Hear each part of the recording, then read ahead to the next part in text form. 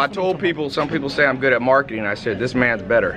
Well, that depends on who you ask. My opinion. See, there you go. I think you're the marketer of 2017. And now they make you one and me one. Who's going to determine who's one? We were talking earlier about marketing techniques. Yes. What's your philosophy that's made you stand out from the crowd? My philosophy that make me stand out for the crowd is I do it my way. I trust and believe the way I'm doing it, and I'm just doing me, so it ain't no big deal about it. So when people throw hate at you, what's the proper response for somebody listening? The proper response for somebody listening is, as long as they don't stop you from doing what you do, don't worry about it. What if they have haters? If they're going to have haters. Anytime you're in the limelight, you're going to have 50% of people like you and 50% that don't. You're not going to please everybody. Yeah. And you're not going to have everybody hate you, because some people are going to be like, you know what, I like what they're doing. I like what they're doing, but you're not going to please everybody. But if you get stuck on having haters be like, oh man, I don't like that guy. As long as you ain't doing nothing bad and have no bad vices, you fine. As long as you ain't hurt nobody and doing nothing stupid, keep going forward. Yeah. For people listening, one of the questions I've had, the philosophy of how you've raised your sons. Right. How's it different from the crowd? It's different from the crowd on the way. Every parent is different. Some of them are the same. But if you believe in the way you parenting your kids, stick with it. Yeah. If it's good. How did you do it differently? I did it differently. It's not even differently. You know, it's the same as a lot of people. It's just I'm in front of the camera and my boys are successful. It's a lot of other kids that's successful in some other things, and their parents get behind them. But the fact that my boys are all super talented, that means I spent a lot of time with them, and I got behind a passion that they love. And when you do that, you're gonna come out pretty successful. I think the unique thing is sometimes fathers have pushed their kids, like the Jackson 5, but the kids don't love the father back. But I can tell your sons still have the connection to you. They still have a connection, because I made this stuff. It's not even about being overbearing. It's about having fun. If you make this fun to your kids from day one, I ain't saying wait till they get to making some money and say, oh, now it's fun. It's not even about the money. It's about my boys having a passion. This is what I say the key to life is doing something that you love to do and you happen to get paid for. You won. Because after you done made so much money and you have bought everything you wanted, what's left?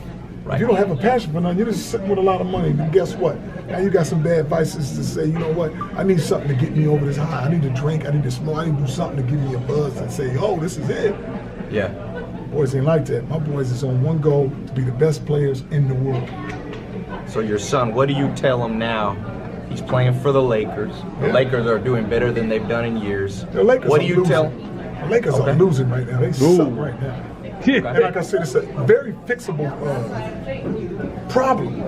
Here's the thing, man. What's the fix? The fix is let my boy play. He's a special player. He's always been a winner. And you'll lose him out. You get getting all these losses, but he can't win a game if he's just sitting on the bench. And then they bring him in with 5 or 6 minutes left in the fourth quarter, talking about, man, save us. If you look at how many games they done played already this year, look how many games Lonzo has started the fourth quarter and ended the fourth quarter. Now, we've seen this story before last year. They didn't get enough wins. There's a reason. We're doing the same damn thing over and over. Let's get a guy who everybody, all these tickets and all these people here, they here to see one guy. And I'll say who they're here to see, because they was here last year and they wasn't coming like this. You bring my son to the table and guess what? I ain't about that losing. And I ain't scared to tell people, if you're dribbling too much, pass the ball. If there's people in front of you, pass the ball. It's very easy to sub, not sub blindly. This is when you sub. You're tired, sub. You're not doing your job, sub. That's how easy it is. It's not going in there with a preconceived notion like, I'm gonna let this guy play 10 minutes, 5 minutes, I'm gonna bring him in at the 3-minute mark. You don't even tell the flow of the game. Every game is different. So if you want to get a guy in there for 4 or 5 minutes, guess what? Maybe he don't play this game, I get up by 20 and you play 10 minutes the next game. So don't get stuck on, here's what everybody's saying, the kids are young. Okay, I want the young kids. You give me a bunch of young pros, my record be better than this on the fact that I'm 50-something years old and I know the game. But if you got some guy 30, you maybe not experienced enough. Maybe stop talking about the players are so young, and maybe it's the coaching experience is young.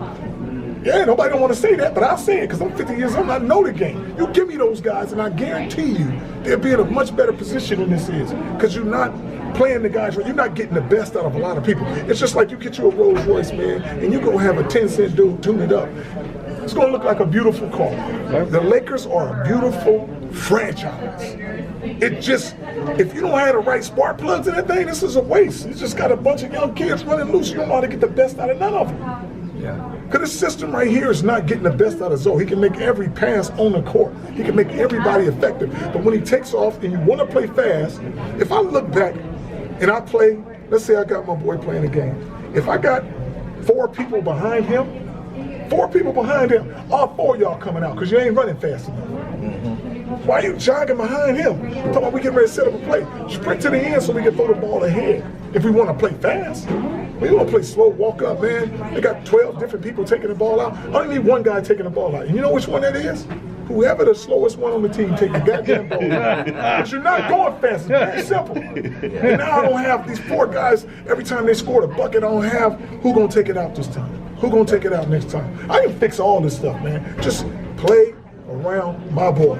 He's been successful all his life. Now to get here, and the thing they want to say is, oh, he's a rookie. Oh, we different up here. This is the NBA. It's freaking basketball. Yeah. It's not that hard. Yeah. Sometimes less coaching is the best coaching. You think they're overthinking it? Just let them play. They're overthinking it. It's not even about just letting them play. Sometimes you got to tell guys that you don't want to tell, hey, stop all that goddamn dribbling and trying to do your move. I know that you made 4 buckets in a row, but it's going to play on in the game. When you're trying to go one-on-one, you're going to lose. And if you got 3 guys on the court that are scorers, they're going to go one-on-one and you're going to lose because there's no more team flow. And I'll tell you what, you got 2 guys playing against each other. You got Brandon playing against, what's that other boy named number 0? Kuzma. Kuzma. Because they both trying to get their points up. Yeah. We're both trying to get their points up. Win or lose. The last question that I have for you. Most definitely. Do you have one? If you had to leave a 1 paragraph for the world of advice that you've learned in life, what's that 1 paragraph say? The 1 paragraph I would say is whatever you do, you got to suffer the consequences, whether it be good or bad. But do you. Do you. If you're a killer or a mason, don't try to be, when you get caught, be soft now.